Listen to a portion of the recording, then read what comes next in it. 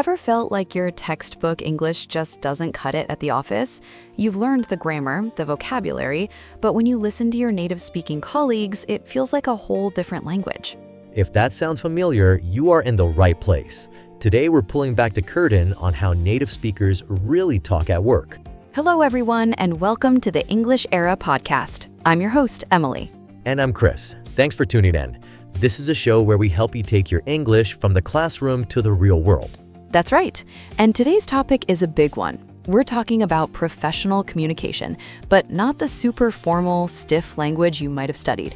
We're talking about the real, everyday English you'll hear in meetings, emails, and around the water cooler.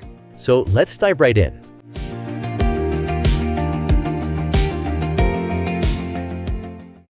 I think the first thing that surprises many learners is that workplace English is often much less formal than they expect. Oh, absolutely. Depending on the company culture, of course, but in many modern offices, especially in tech or creative industries, the language is quite relaxed. People use contractions like don't or can't all the time, even in emails. And they use phrasal verbs and idioms constantly. It's not about being grammatically perfect in a textbook sense. It's about being clear, efficient, and building a good relationship with your team. That's such a key point, building relationships.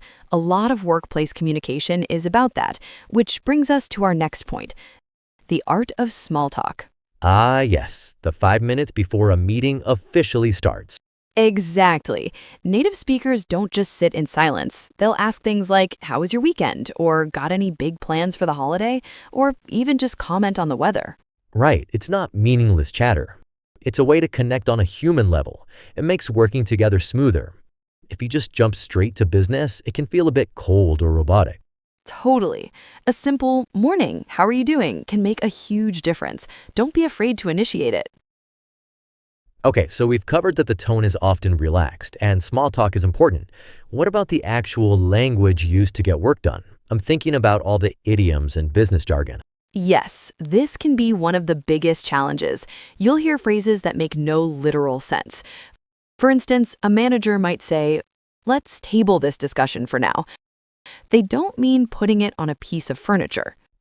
Right, to table something means to postpone the discussion. Or another one is, let's touch base next week. A classic. It just means let's connect or talk briefly next week. We'll actually break down a few of these key phrases later in the show. The important thing is not to panic when you hear them. The context usually gives you a clue, and it's always okay to ask for clarification. That's great advice. Just saying, sorry, I'm not familiar with that expression, could you explain, shows you're engaged and eager to learn. People will respect that. Another huge aspect of workplace English is indirectness. Native English speakers, especially in the US and UK, often avoid giving direct orders or strong negative feedback. This is so true and can be really confusing. Your boss probably won't say, do this now. They're more likely to say something like, would it be possible to get this done by the end of the day? Exactly. Or if they don't like an idea, instead of saying, that's a bad idea, they might say, I see where you're coming from, but I have a few concerns. Or perhaps we could explore some alternative options. It's all about being polite and diplomatic. It's a way to soften the message. You'll hear a lot of maybe, perhaps, it seems like, and questions that are actually requests. Right. A phrase like, I was wondering if you'd had a chance to look at that report is a very common and polite way of saying, have you looked at the report yet? I need it. That's a perfect example. Learning to read between the lines is a real skill, and it comes from listening carefully to how your colleagues phrase things. Okay, let's move on to something very practical, emails. What are some common phrases people will see and use? Good one. For openings, instead of the very formal dear sir or madam, you'll see hi team, hello everyone, or just hi Emily, very friendly.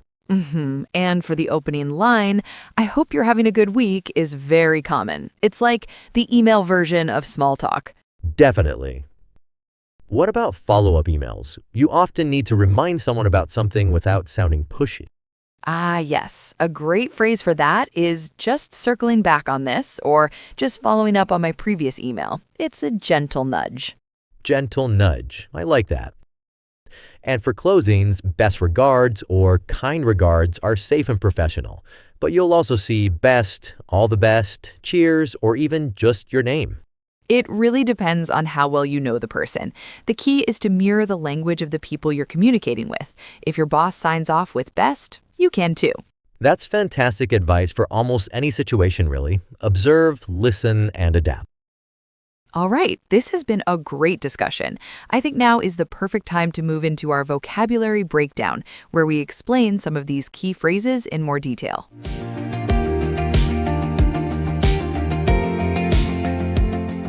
Let's do it. First on our list is a phrase we mentioned earlier, to touch base. What does it mean, Emily?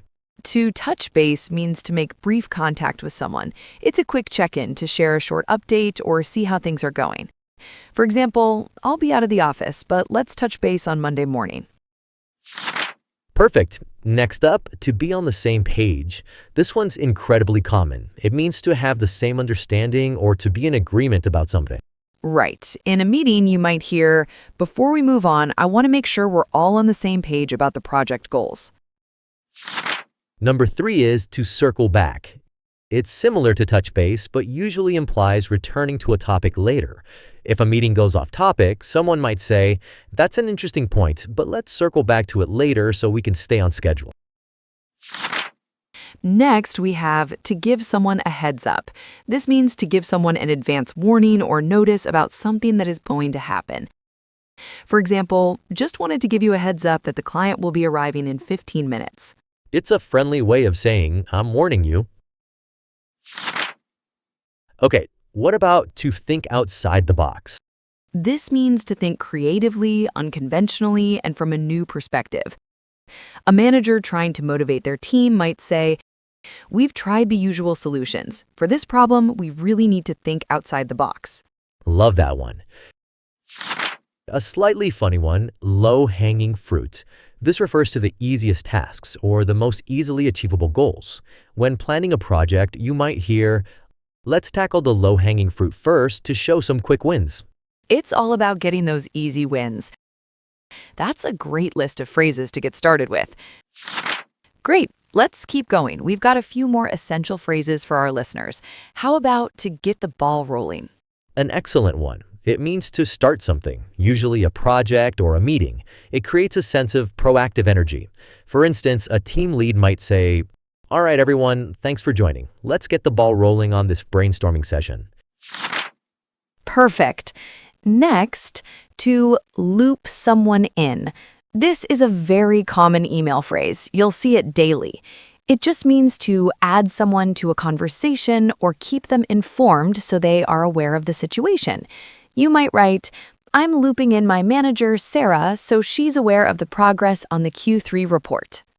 Yes, looping in and keeping someone in the loop are crucial for transparency in a team. Okay, my turn. How about the word bandwidth?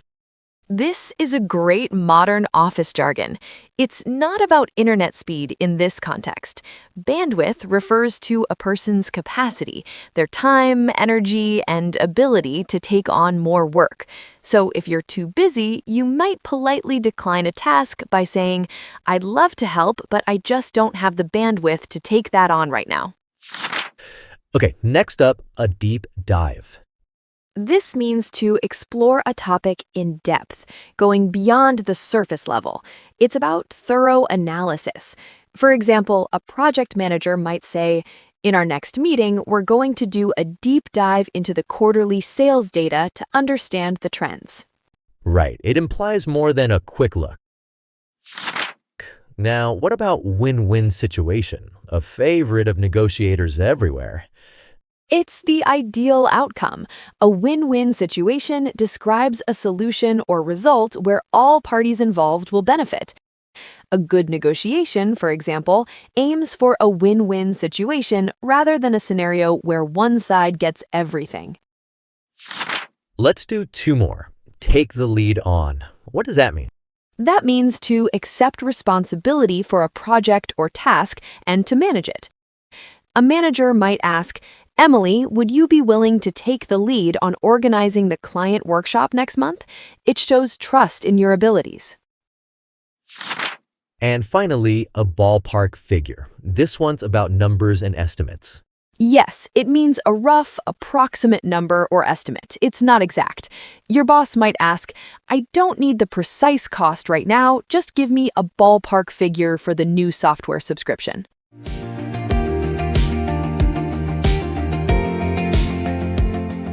That brings us to another key area, navigating the world of remote and hybrid work. Virtual communication has its own set of unwritten rules, and mastering them is critical in today's workplace. Video calls are the obvious starting point. The basics are well known now. Mute yourself when you're not talking, try to have a professional background, but the next level of etiquette is about creating presence and engagement. Definitely. One thing is being mindful of Zoom fatigue. It's a real biological and psychological phenomenon. Staring at faces on a screen is draining, so keeping meetings concise and on topic is more important than ever. Always have a clear agenda, and if a meeting doesn't need to happen, cancel it or turn it into an email. That's a revolutionary thought for some companies. And when you are in the meeting, engage actively. It's so easy to zone out. Use the chat for questions. Use the raise hand feature. It shows you're paying attention. A great tip I learned is to make eye contact with the camera itself from time to time, not just the faces on your screen. It simulates real eye contact and creates a better connection with the other participants. That's a pro-level tip. It feels weird at first, but makes a real difference. Now, let's talk about the other giants of virtual communication. Instant messaging, like Slack or Teams. It's not email, and the etiquette is completely different. Totally different. It's more informal and immediate, which is great for quick questions. But that immediacy can also be a source of constant interruption. So, rule number one, don't expect an instant reply. People might be in deep work mode. Respect their status indicators like focusing or in a meeting. Yes, and please, please, please don't send a stream of tiny separate messages. No hi, then enter, got a question, then enter. Just send one complete, well-formed message. It's so much less distracting for the receiver.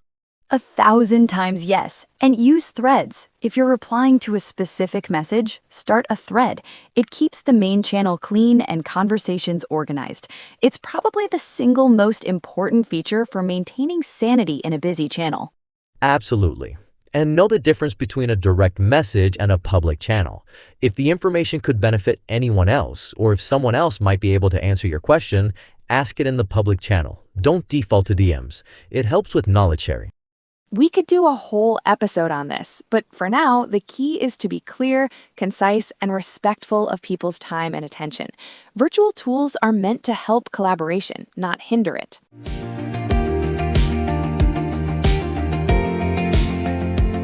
Speaking of respectful, that's the perfect transition to a really tricky area for many learners, giving and receiving feedback, especially when it's less than positive. This is so important, and it's where that indirectness we talked about earlier is on full display. In many English-speaking cultures, the goal is to be constructive, not critical. The language you choose makes all the difference. Let's start with giving feedback. A common technique is the sandwich method, which you may have heard of.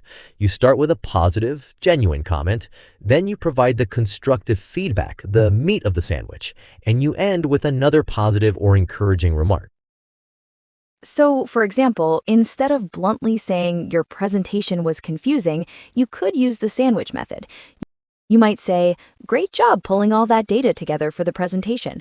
I know it was a huge task. I felt that the main takeaway could be made clearer on the summary slide. Maybe we can brainstorm some ways to phrase it. Your delivery was really confident, though, and that kept the audience engaged."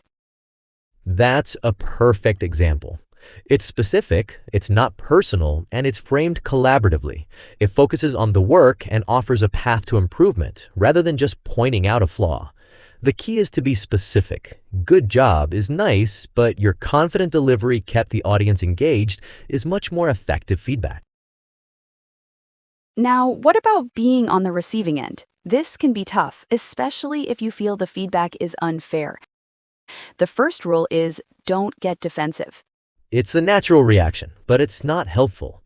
The best approach is to listen carefully, take a breath, and then ask clarifying questions. This shows you're taking the feedback seriously. You could say, "Thanks for sharing that with me." When you say the slide was confusing, could you tell me which part specifically you got stuck on? Exactly. It turns a potential conflict into a data gathering exercise. You're trying to understand their perspective and always thank them for their input, even if it stings a little. I appreciate you taking the time to tell me this. It preserves the relationship. Okay, let's ramp up the difficulty. How about disagreeing with someone, maybe even your boss in a meeting? The ultimate challenge. The key here is to be respectful and frame your disagreement as a different perspective, not a direct attack. Never start with "you're wrong." Instead, validate their point first. Use phrases like, "I see your point about the budget, Mark, and I agree that we need to be careful with spending." Right, you build a bridge before you introduce your own idea. After validating, you can say something like, "I'm wondering though if we've considered the potential long-term return on this investment.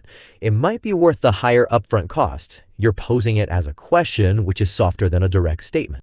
Another great phrase is, "That's a valid perspective." An alternative we might want to explore is, again, it's collaborative, not confrontational. You're working together to find the best solution, not trying to win the argument. That's the core of it. In professional English communication, especially around sensitive topics, the goal is always to maintain a positive working relationship while still being able to express your own ideas and concerns. It's a delicate balance.